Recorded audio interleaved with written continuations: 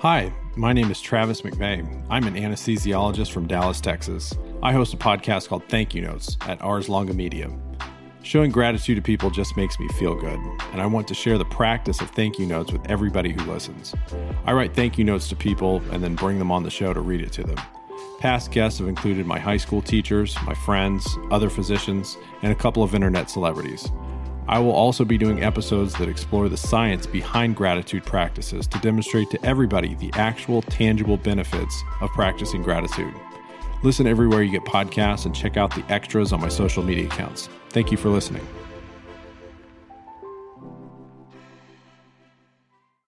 Welcome to the Inside the Boards podcast. This is a best of episode with OnlineMedEd's Dustyn Williams discussing some high-yield renal questions from our 2017 Study Smarter series for the USMLE Step 1 and COMLEX Level 1.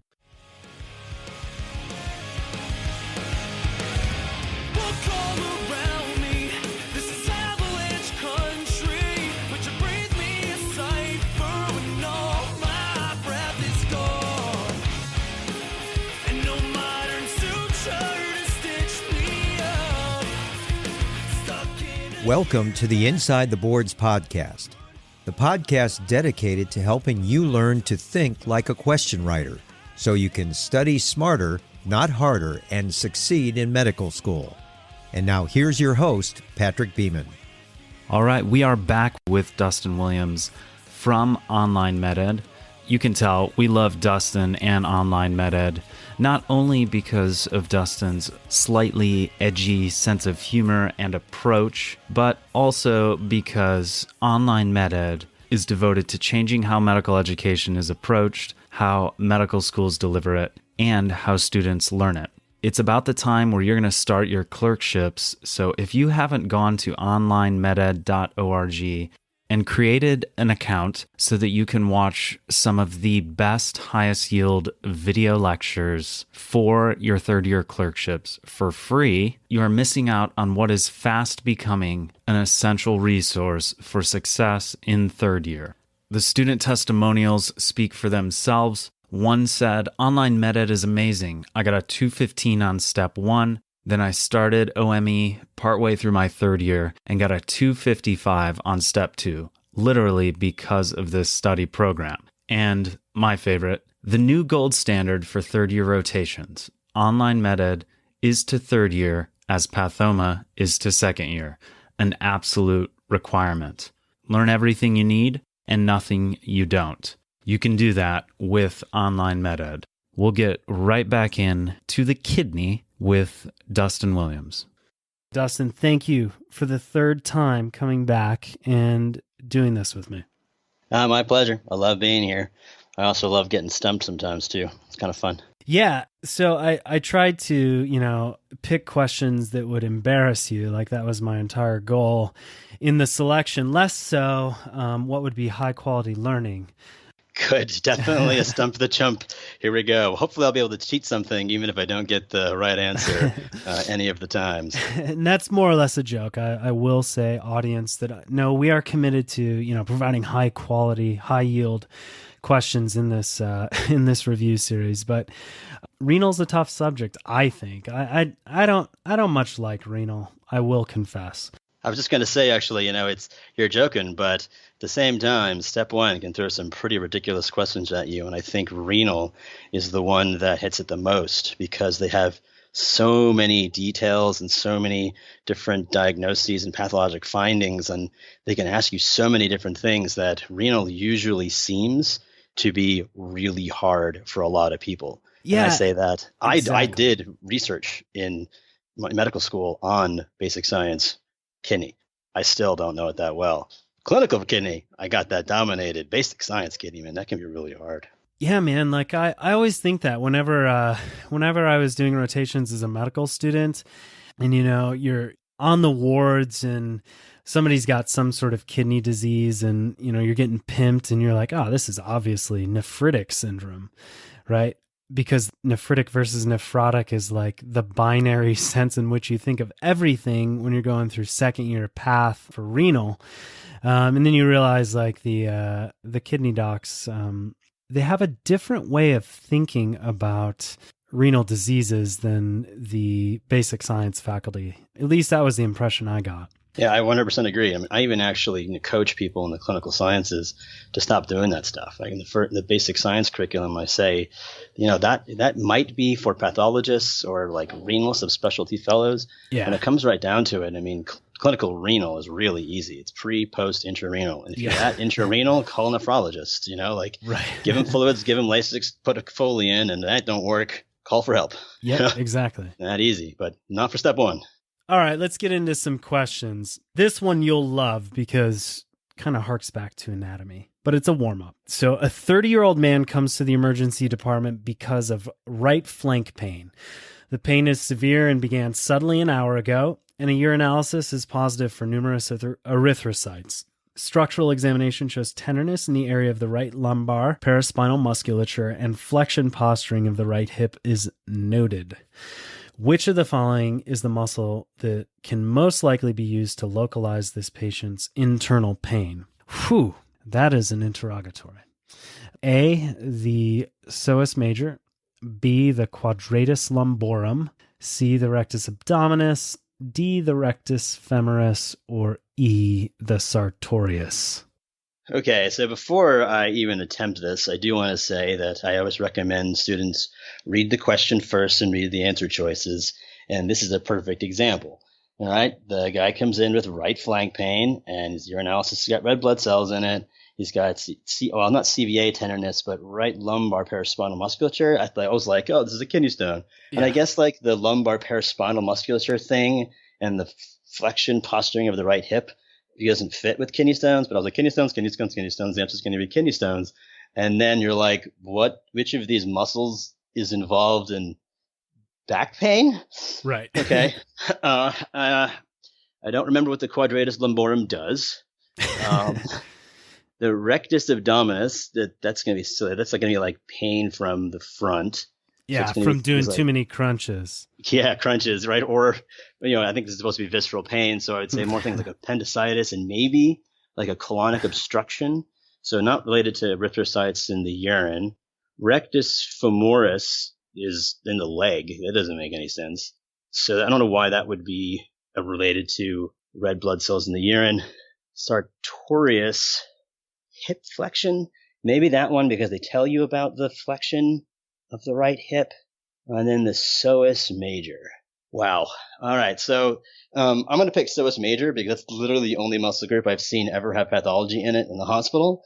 But I bet it has something to do with the course of the ureter or something like that. Because in my mind, I see so whenever I draw the kidneys, there's like these kidneys and like these kind of loose hanging ureters that go to the bladder. And I don't ever draw the muscles around them. And the psoas major is sort of in there. Their kidneys are retroperitoneal, and so is the psoas muscle. Psoas muscle. Final answer. You are correct, and I think not only was your anatomical reasoning good, but I think the point you made that the psoas muscle is the only muscle of this list that I've ever heard have like pathology in the hospital. Yeah. Same here. So I think that's, while probably not the type of reasoning you want to rely on too much when taking, your step one, that can be useful. So yeah, you're exactly right as to the reasoning is. So the three most likely places for a kidney stone to be caught are the ureteropelvic junction, the mid-ureter, and the ureterovesical junction. And as the ureter passes along the psoas major, it passes along the psoas major until it enters the pelvis, and so it can cause some psoas major inspired pain as described in this vignette. So literally did not know that. Everyone who's listening, ureteropelvic junction, I got it. Vesiculo, the ureter junction for sure, right? And then I thought actually the trigone of the bladder would be the other next place. The fact that it gets stuck at the rectus, I literally did not know that, and I just guessed. Well, the psoas, you meant. Well, no, it's like I thought. The fact that it was the psoas muscle is where the stones get stuck. Literally didn't know that. Yeah. So the good point there is when you're a third-year medical student and you're on your surgery rotation and you can't see into the 4-inch hole that 4 people are operating into, at the very least, just politely ask for a step so that you can see above them and try to get in and see whatever's being operated on in the belly. So that it's way, funny you say that, because I actually never saw a surgery. I was asked to stand with the anesthesiologist during a CT surgery rotation. Yeah. And I was in like 2 belly surgeries on my surgeon rotation.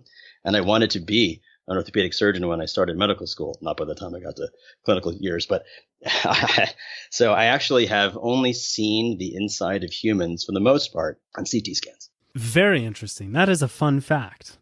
We're going to start including that in your bio when you're on. Dustyn Williams, who has only seen 2 surgeries, but is still a practicing physician, very successful in the med-ed world as well as clinical practice. All right. Quadratus lumborum is just like one of those lumbar paraspinal muscles. Let's skip these distractors and go to something more properly renal. Yeah, so I think so. Yeah, I don't want to deal with this. This one is perhaps a little more, I guess, treatment oriented. So it's probably somewhere between a step 1 and a step 2 question. So a 75-year-old man comes to the emergency department. They're always coming there because of flank pain. The pain began 8 hours ago and has persisted since then. He denies nausea, vomiting, fever, and dysuria. His past medical history includes 2 previous kidney stones, abdominal CT scan, Dustyn Williams' window into the body, confirms a 3 millimeter renal calculus at the ureterovesical junction. Which of the following is the most appropriate next step in management? So A, hydration, B, lithotripsy, C, renal angiography, D, suprapubic bladder catheter placement, and E, surgical removal. This one's pretty easy. 3 millimeter stone. It's going to pass on its own. Answer is hydration. And this is actually this is a really good question, I think. And it's because a little bit of anatomy, a little bit of treatment. Right. So I know the treatment of kidney stones is going to be based on their size and how easily they're going to pass on their own. Yep. And then where they are. They were thankful not to give a bunch of these other things. Not you could choose between lithotripsy or endoscopic retrograde removal and stenting. Right. So I think that's too advanced for step 1. I think this is appropriate. And probably step 2 to a certain extent. I think so, yeah. Lithotripsy is when they're big, you got to break them up with some sonic waves. Renal angiography would be for a renal infarct, and that would be pain, fever. Fever, I think, would be the thing here, and you wouldn't see a stone. The suprapubic bladder catheter is like post-renal obstruction, and it's only at the level of the bladder, not the ureters, so that's out. And then surgical removal, I guess, they don't make you choose between them, but that's like massive and really proximal. Yeah, exactly. I guess the point of this is just to emphasize the fact that stone less than 5 millimeters, it's observation, comfort, and hydration, probably IV hydration if they're coming to the emergency department, just to help them filter more fluid through their kidneys and help it pass. In residency, we would often give people Flomax, which for some reason the generic... Tamsulosin. What is it? Tamsulosin and doxazosin, terazosin, Yeah. So we'd give them that to help encourage passage. Is there actually any literature on that? Do you know? Just curious. There is. So it's a little bit more complicated than less than 1, greater than 1. It goes into if less than 5, and don't quote me on the numbers. I'd have to look these up. But if less than 5 millimeters, pass on your own hydration. If less than 1 millimeter, medical expulsion therapy with alpha blockers, and even calcium channel blockers like the PENS can be used to open up the ureters and help them go through, which is the only reason in my mind a woman would be on an alpha blocker, typically used for BPH in men. Yeah. So medical expulsion therapy is they attempt that when the stone is less than 1 but greater than 5, and above 1 you start getting into lithotripsy, stenting, and surgery. Centimeters, correct. Above 1 centimeter, less than 5 millimeters. Oh, yeah. Let me just say that again to make sure I say it correctly. Yeah. If the stone is less than 1 centimeter, but greater than 5 millimeters, I should probably just say it in millimeters, less than 10 millimeters and greater than 5 millimeters, medical expulsion therapy. If less than 5 millimeters, hydration and observation alone. And a greater than 10 millimeters or greater than 1 centimeter, that's when you're going to talk about lithotripsy, stenting, surgery. Got it. All right. So that one's pretty easy. That was another warm up. And now that we've got through these warm up questions, let's get into something more painful. Okay. More painful than even the kidney stone that these patients in the vignettes are experiencing. I had a kidney stone in residency, and my residency was so kind. I actually got 3 hours off, I think, to go to the ER, get a shot of Toradol, get IV hydration, and go back to work. And then I got pyelo. Right? Womp womp. Yeah, that's amazing, dude. I know. It was a bummer. It was a bummer. Did they give you more time off for the pyelo? No, they just gave me antibiotics. So get back to work. Exactly. How febrile are you? If your proteins aren't starting to denature, you can still work. All right, so we'll move on. My residency was actually not that bad. If anyone from there is listening, I loved my education, and it was not as bad as it could have been, which actually, I don't know if that makes it complimentary or not. But at any rate, next, a 23-year-old woman comes to the office because of hematuria for the past 2 days. She has no dysuria nor abdominal pain, and her last menstrual period was 2 weeks ago. She had an upper respiratory tract infection a few days prior to the start of these new urinary symptoms and remembers having similar episodes of hematuria in the past, but she never previously sought medical attention. Her UA is positive for moderate levels of blood and mild levels of protein. Which of the following diagnostic tests has the highest sensitivity and specificity for this condition? A 24-hour urine protein quantification, B, a renal biopsy, C, a renal ultrasound, D, serial urinalyses, or E, a serum IgA level. Let's pause for a second while I close the window. The dogs are barking next door. I can't even hear them. And if they do, that's fine. We usually don't edit out animal or baby sounds.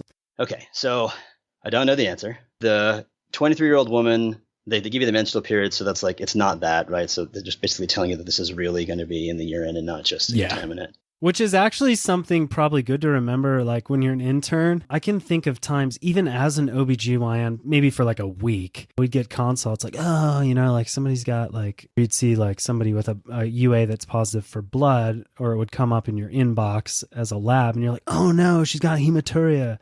And then people will forget that that's actually kind of normal for a woman for at least, a quarter of the month or so. Or a little less than a quarter, but at any rate, sorry. All right. And now that's just true. And then, she's got the URI symptoms and she's had it before. So this is like post-streptococcal something or IgA nephropathy. I think I was going to answer serum IgA levels, but then you read the question, and again, this is important while you read the question first. It says, which has the highest sensitivity and specificity for the condition? And I actually wrote that down as you said it, and then I went back and thought about the question. And basically what they're asking for is what's the best test? And the best test is a biopsy. I think the next step is serum IgA. The best step is a renal biopsy. You are correct. And that's like really good clinical reasoning too, because I think that's something you would learn as a doctor, just that like pretty much all of these kind of primary renal diseases are the gold standard is going to be a renal biopsy, like tram track appearance, blunting of the podophilic processes and minimal change. How's that? We get to it later. At any rate, renal biopsy, gold standard. Gold standard usually means sensitivity and specificity are the highest of the tests for which diagnostic testing is actually available. So you are correct with renal biopsy. Yeah, and the other ones, I'm not really sure. Like, they're all good tests, and I think I actually probably would do them all, right? In a person who came in with these, I want to make sure it's not nephrotic syndrome with the 24-hour protein quantification, though I'd probably use a spot protein. Renal ultrasound makes sense because she's got problems with her kidneys, we think, and maybe you're trying to rule out stones trying to look for hydro. And serial urinalysis, I think that would be the answer if they're going for, hey, maybe she's just on her period. Serum IgA, I think, is the maiden distractor because I know it was like some sort of IgA post-strep thing, and that's the next step clinically. Yeah. The best gold standard is the biopsy. Awesome. So renal biopsy, yeah. What that shows within IgA nephropathy, which is what this describes, because she's got a history of episodic hematuria, the renal biopsy will show hypercellularity, mesangial thickening on light microscopy, as well as increased fluorescence on like IgA immunohistochemistry, which makes sense. And you would have to obtain that via a biopsy. So let's see, IgA nephropathy, it's a nephritic syndrome, right? Perhaps we could talk a little bit about nephritic versus nephrotic, because that's a good kind of table of distinctions to keep in mind for step one. Can you help us walk through that? Yes, I can. So basically in my head, there's a tree, and I'm trying to describe it. Someone comes in with problems with the kidney. And I envision nephrotic syndrome being these giant gaping holes in podocytes so that massive amounts of protein and even red blood cells can get through. And so the main thing in the urinalysis is going to be, there's protein, but there's blood, but there's mostly a ton of protein. Yeah. And nephritic syndrome, in my mind, are these tiny little holes that things can be rammed through. So if you've got, quote, blood in the urine and it's from a nephritic syndrome, they're going to be dysmorphic red blood cells because they got shredded going through those little holes. And that's not true physiology, but that's how I keep it straight in my head. Yeah, it's a good heuristic. Right, yeah, exactly. Yeah, right. So it's nephritic syndrome, dysmorphic red blood cells, not a lot of protein. Nephrotic syndrome, lots of protein. And then the syndromes themselves, nephrotic syndrome is going to be hypercholesteremia, peripheral edema because of the low oncotic pressure and massive amounts of protein. Got to remember those Starling forces. Yeah, there we go. Right. That's right. Oncotic pressure goes down and all the fluid dumps out into the periphery. I think that's good for IgA nephropathy. Basically, you see any sort of like URI followed by kidney disease. Like if those two things show up together in a vignette, then you've got to be thinking IgA nephropathy or post-streptococcal glomerulonephritis, which is, I guess, the two most common things we'd be thinking about in having on kidney. a test, anyway. Yeah, on a test, exactly. Another lung disease related to or associated with kidney disease is also very popular on step one, but more to come. So, that's actually, it's really important to say. It's URI, viral pharyngitis, sinusitis, identified post-strep, right? Yeah. But if you have hematuria and hemoptysis, that's different. Yeah. If there's gross blood coming from both, then more likely a different disease than IgA nephropathy or post-streptococcal glomerulonephritis. So just because there's some sort of general respiratory tract issue with the renal issue, don't fall into the trap of confusing Goodpasture syndrome, I said it, with IgA nephropathy or post-streptococcal glomerulonephritis. I have a feeling a question about Goodpastures may be coming up later. That's true. That might happen just because it's everybody loves it. It's so good. These distractors, what we had, I think you pretty much covered them as kind of like the rationale as to why we would get each. The serum IgA is elevated in some, but it's actually not very sensitive or specific for IgA nephropathy. Interestingly, so while done in clinical practice, it is not the gold standard. And that's why you really have to pay attention, because think about this vignette. If nothing else was changed and the interrogatory asked, which of the following is the next best step in management? Of these here, it's probably arguable what would be done, but I think most people would probably end up doing a urinalysis first, right? And then probably some sort of protein assessment, whether it's 24-hour protein or a spot urine to protein creatinine ratio or looking for microalbuminuria, and then maybe imaging, but like renal biopsies, that's never going to be your next step in management. That's true. It's almost never the right answer in clinical medicine, which is I think why they've chosen it here. And a repeat urinalysis just to make sure it's real is probably the best answer for the next step. Yeah, exactly. So keep that interrogatory in mind. So, all right, let's move on from there to a 38-year-old lady who comes to the emergency department. Where else? Because of shortness of breath and cough productive of blood-tinged sputum for the past 3 days. She has been unresponsive to antibiotic therapy. Her temperature is 38 degrees Celsius, which is technically a fever at 100.4 Fahrenheit. Pulse is 92, respirations are 18, blood pressure is 110/68. Lab studies show an elevated erythrocyte sedimentation rate and circulating cytoplasmic anti-neutrophil cytoplasmic antibodies, which is happily abbreviated c-ANCA. Urinalysis shows dysmorphic red cells and red blood cell casts. Which of the following antibodies is most likely to be found in the patient's serum? A, anti-centromere antibodies. B, anti-myeloperoxidase antibodies. C, anti-proteinase 3 antibodies. D, anti-double-stranded DNA antibodies. Or E, anti-mitochondrial antibodies. Told you these were kind of hard. This is hard. Yeah, so this is either Goodpasture's or Wegener's, but c-ANCA tells me it's Wegener's. It's inflammatory. It's a nephritic syndrome with dysmorphic red blood cells. It's a glomerulonephritis with the red cell casts. I was so happy that I got the answer. And antibodies. All right, so I know that it's not anti-double-stranded DNA because that's going to be lupus. Correct. I know it's not anti-mitochondrial antibodies. That's primary biliary cirrhosis. Yep. And I know it's not anti-centromere because that's Crest syndrome. But myeloperoxidase and proteinase 3. MPO reminds me of something, but I don't remember what it is. And I did this actually a lot on test taking. I wrote, hey, I recognize that one. Cool. I'm going to pick that one. And I almost always got it wrong, but I'm going to stick with my insanity and pick B, anti-myeloperoxidase. Oh, no. All right, 50-50 shot. Yeah, right. Exactly. It's what is now called granulomatosis with polyangiitis. The disease formerly known as Wegener's granulomatosis is associated with c-ANCA antibodies and anti-proteinase 3 antibodies, which was choice Literally C. every time. Literally every time. Hey, I recognize that. And yeah, that's well, why don't you switch it up then? Why don't you do because I believe one day it's going to work in my favor. That is the gambler's fallacy in many respects. Yes, indeed.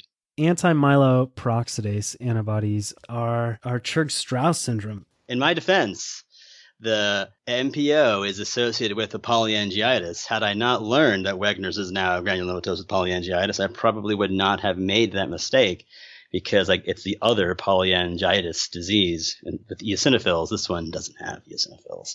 And it's associated with proteinase 3. So that's good to know. The two granulomatoses of the kidney to remember. Wegener's, now called granulomatosis with polyangiitis. No eosinophils. If you have the eosinophils, then you're going to have anti-myeloperoxidase antibodies, and it's now why they changed the name to something not an eponym, but way more complicated, no one will ever know. But what is now eosinophilic granulomatosis with polyangiitis, which just rolls off the tongue, also called Churg-Strauss, has eosinophils because it's in the name. Covered all those distractors in very succinct order. So there's a historical note on this. Actually, Friedrich Wegener, who described the disease in 1936, was associated with the National Socialist Party of Germany. And professional bodies and journals have replaced his name as the eponym with the descriptive term because of his Nazi affiliation. All right, take away his credit on the eponym.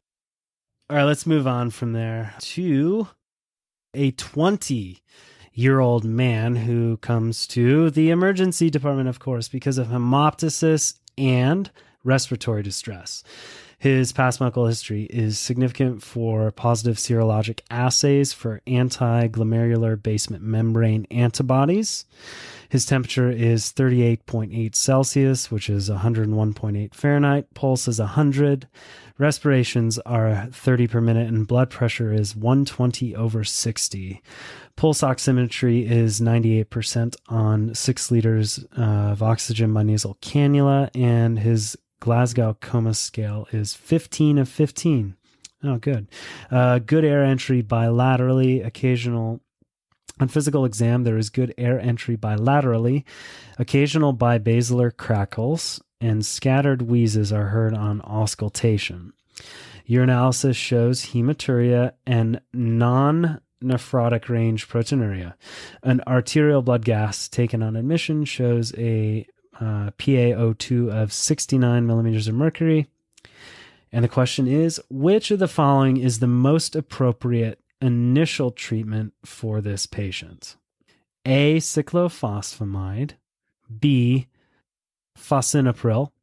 C, intubate and ventilate with high peak end expiratory pressure. D, nifedipine with metoprolol. Or E, prednisone. Okay. This is a poorly written question. Intubate and ventilate with high peak and expiratory pressure is obviously the right answer, or obviously the wrong answer, because it's the only one that's not a medication. So it's either too long to be wrong. Right. Yeah, exactly. Okay.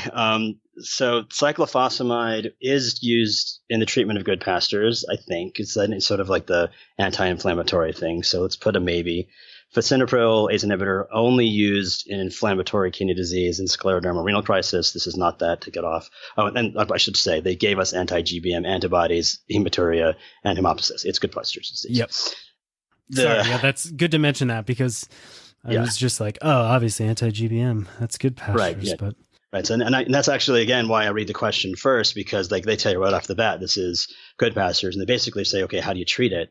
And they didn't give us a creatinine, so I don't know what's going on with that. Nifedipine and metoprolol, I don't know any time those two would be used together.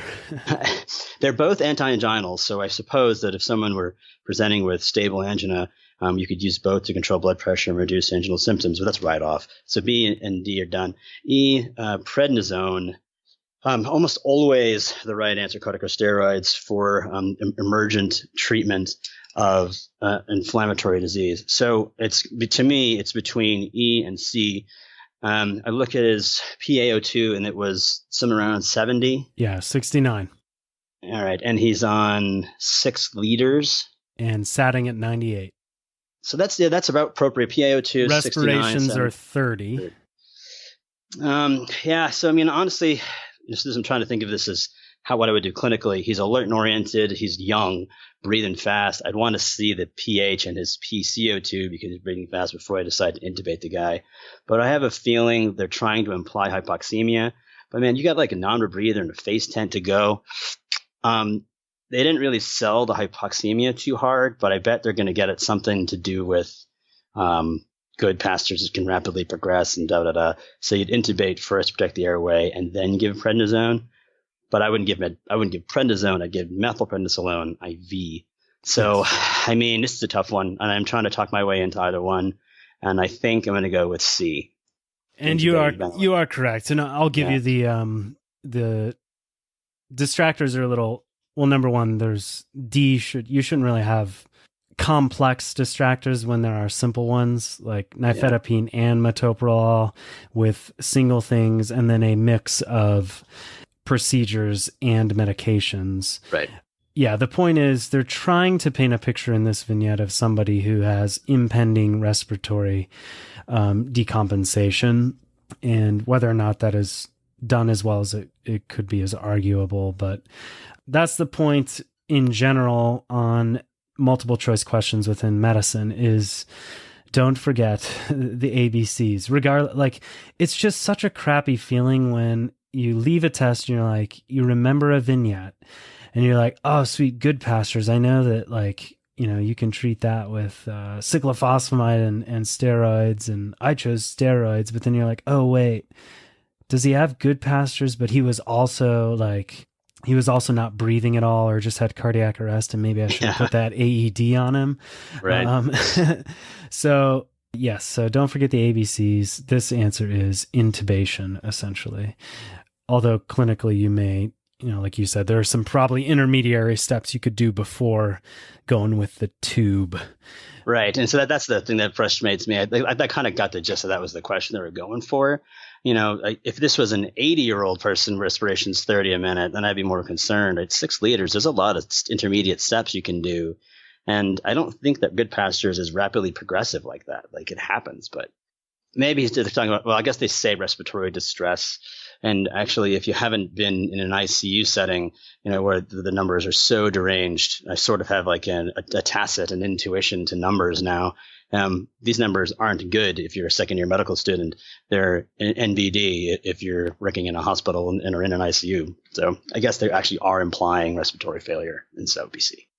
I think for step one, the main thing is to know that Good Pastures is primary renal and pulmonary disease and anti-GBM antibodies, right? I'm trying to think, I would say those are the highlights. So it's Good Pastures, anti-GBM, hemoptysis, hematuria, Wagner's, hemoptysis, hematuria, and something to do with the sinus passages, C-ANCA, and apparently now also proteinase 3. We'll just keep reviewing that. And really, when it comes to studying renal for step one level, diagnosis is going to be way more important. Your ability to recognize and diagnose these syndromes than knowing how to treat them. So if you're a couple weeks away and you feel like renal is your weak point, focus on those highlights and recognizing what you need to in order to diagnose these diseases. Anything else to say you think about Good Pastures? Yeah, literally hemoptysis, hematuria, GBM. All right, cool. If only it were always that easy. Okay, 20-year-old guy comes to the office because he has been getting short of breath during his usual exercise routine. He reports seeing blood in his urine a few times in the last month and has noticed that his eyes tend to swell for no apparent reason. His serum creatinine is 2.5 and blood urea nitrogen is 26. Which of the following would most likely be seen on histologic examination of a renal specimen? Okay. Yeah. So what's the biopsy result? Right. Things that I'm sure you think about that keep you up at night. A, crescent shape of the glomeruli. B, increased density of the mesangium. C, lipid droplets. D, subendothelial deposits. Or E, a tram tracking of the basement membrane. Okay, I do not know this answer. I thought crescentic focal segmental symptom is something with HIV and Hep C. It doesn't have any of that. Increased density of the mesangium. I don't know what that means. Lipid droplets. That's focal segmental glomerulosclerosis. Yes. Crescentic something. I forget what that's related to. Subendothelial deposits. I think that's actually like immune complex deposition. Yes. And then tram tracking. Tram is like a very specific thing. It's some membroproliferative glomerulonephritis. Yep. So I remember what three of these things might be associated with. And the kid is 20 and he has exercise-induced hematuria with nephrotic syndrome. I was actually looking for minimal change disease, honestly. Yeah. Because he was sort of young. And his eyes tend to swell for no apparent reason. I'm not even going to take a stab at this because I'd be randomly guessing. I literally do not have any idea. All right. So, I go, wait, maybe it's which one of these is a nephrotic syndrome? No, they're all nephrotic syndrome. I don't know. No, I don't know. Crescent shape of the glomeruli, because this guy has Good Pastures syndrome. What? I know. That's what they're saying. Because he's getting short of breath, right, during his usual exercise routine. So they're adding the exercise routine because I think they're trying to make you not think he's got respiratory issues. And then he's seeing his blood in his urine a few times in the last month. So if you notice, actually, I think this is very illustrative, not to point out your faults, but you said he has exercise-induced hematuria. That is not like exactly what this says, but I read through definitely what we do a lot of times when we're reading vignettes, right? Because exercise is the end of one sentence, and then they're mentioning hematuria. It's very easy to read quickly and to make that association, and then that can change the whole thought process. Now, granted, you're not reading these, so yeah, but I wrote down exercise-induced hematuria as like the summary of what you were saying. So I totally did that. I mean, you're human. We all make mistakes. Yeah. But yeah, that is a good point though. Like, just be careful. Like, missing a small insignificant word like a no can be very consequential. Yeah, your eyes, as you read, if you learn to read quickly, your brain interprets words that aren't there to connect them. Yeah. And the test is not supposed to do that things to you, but they might actually put an up and or a down and a no that's actually super important. Right. And you blow over it because you've already locked in the diagnosis. I had no idea what was going on, so I was trying to like summarize the major points as you were reading, and I still wouldn't have gotten it right, by the way. Yeah, I definitely made that mistake, and that can be potentially dangerous. Yeah.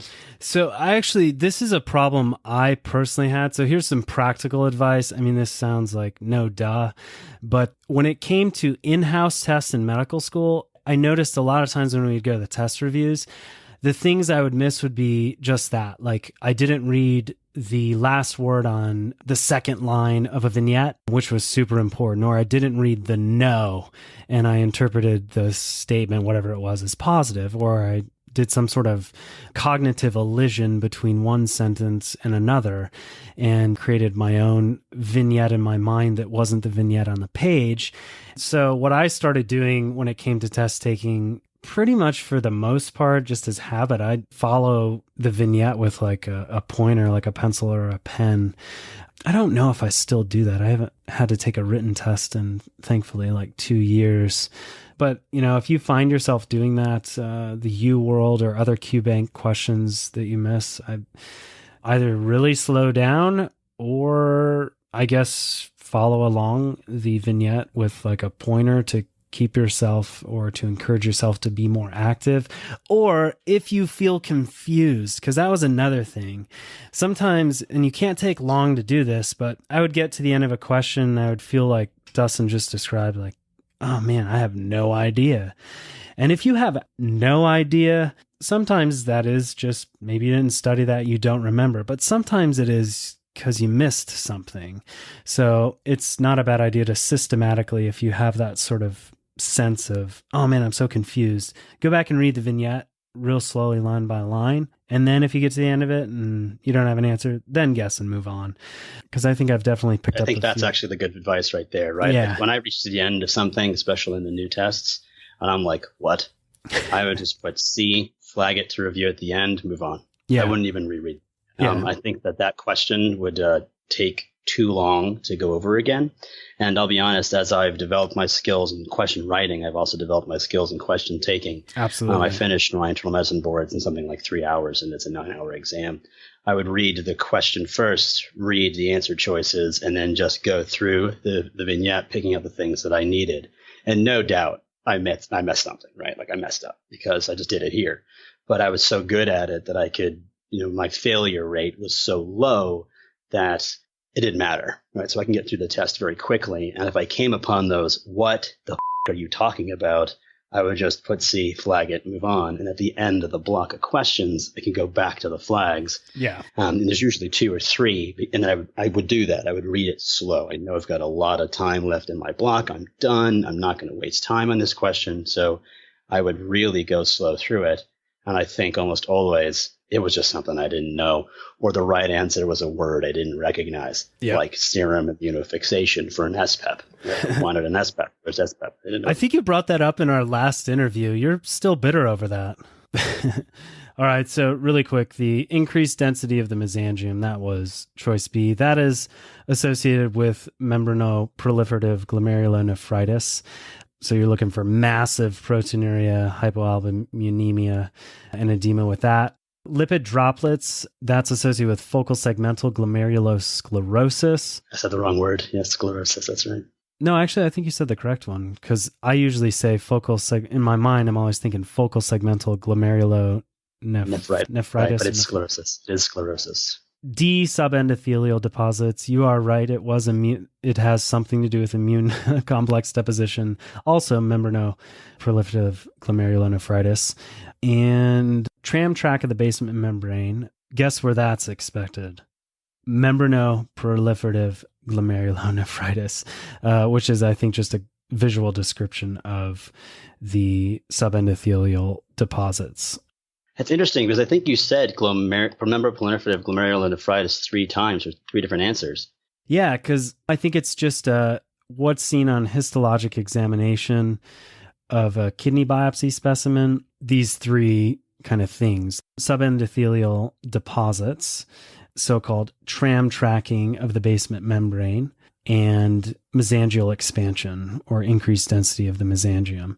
Like those are all features of membranoproliferative glomerulonephritis. What is with renal and how long all their diseases and terms are? Well, what I was going to say is if you were well studied and you knew that 3 of the answers corresponded to the same diagnosis, you could strike them all off instantaneously and drop this down to A versus C. Now, I did not know that, so it didn't help me. But if you have recently looked at a table of the biopsy findings, this would actually be a pretty easy question because without even having the vignette, you're between A and C. Absolutely. So that's excellent strategy as well. But mainly this is vocab because you aren't looking at these beforehand, but I'm doing a quick review of some renal things before we talk because, again, as I probably say it on every podcast, I am just an OBGYN. So rapidly progressive nephritis, all these nephritides, glomeruloscleroses,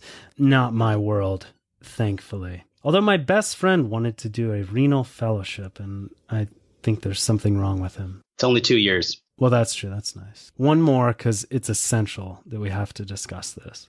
A 15-year-old girl comes to the office because of blood in her urine for a day. She says she's also noticed that her ankles are swollen and that she's never experienced anything like this before. Medical history includes a sore throat approximately 2 weeks ago. Her temperature is 36.8 degrees Celsius, which is 98 Fahrenheit. Pulse is 87. Respirations are 18 per minute. And her blood pressure is 145/92. Examination shows 1+ lower leg edema bilaterally.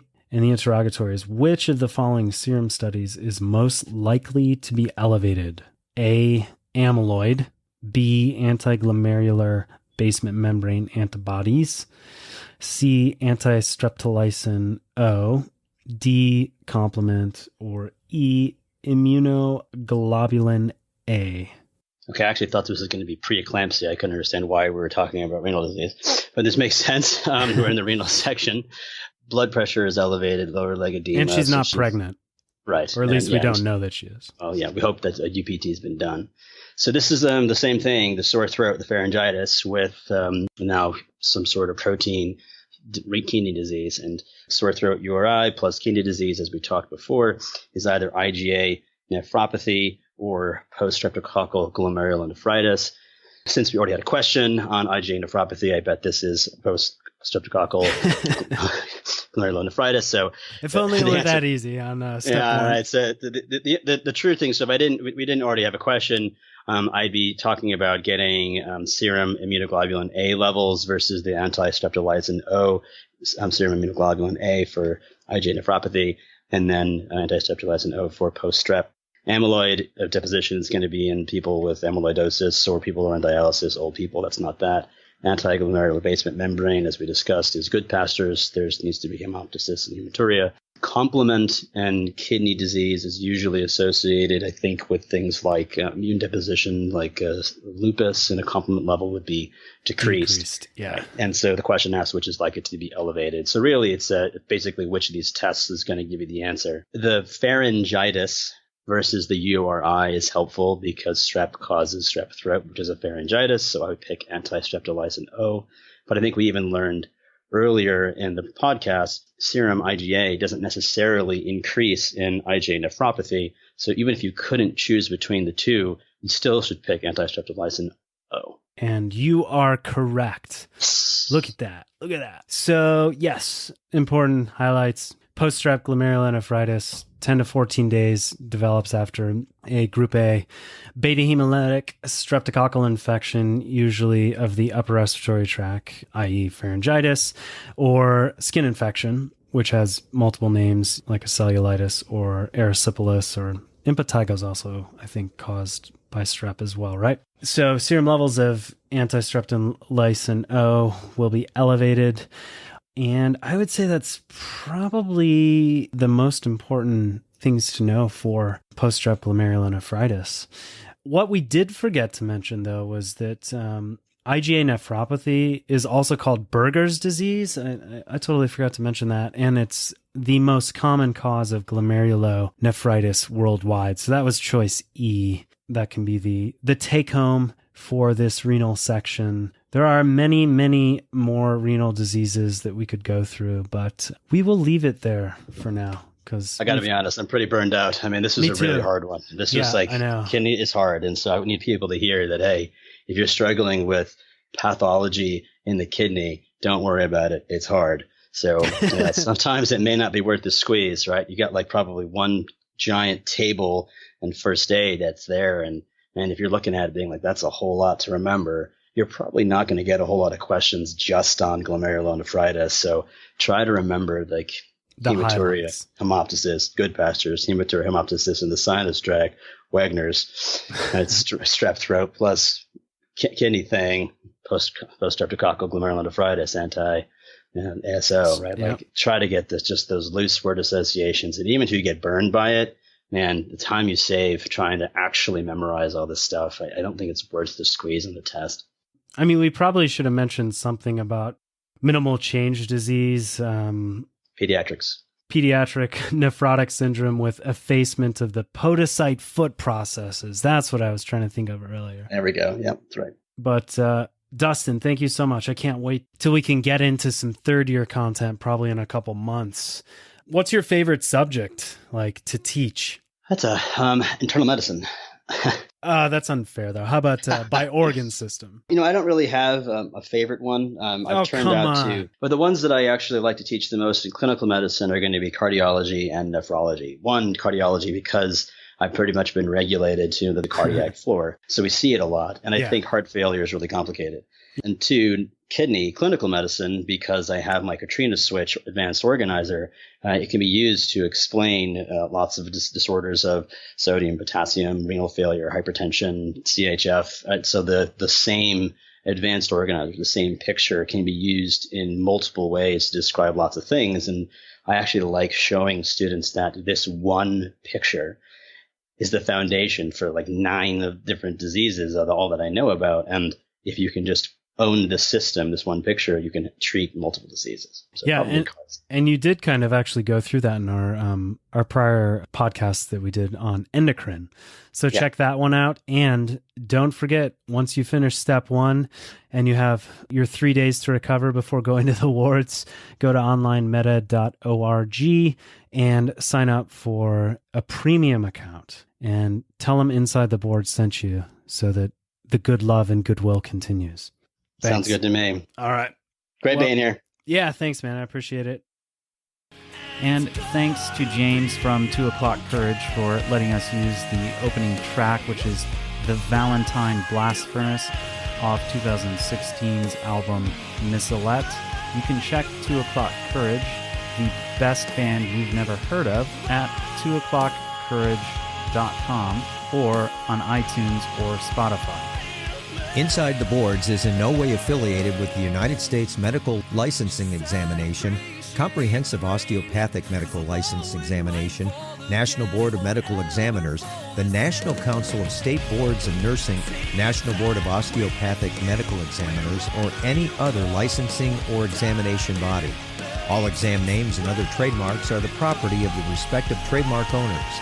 Content discussed during the program is the property of Inside the Boards or the attributed trademark owner and may not be reproduced without permission from the appropriate entity.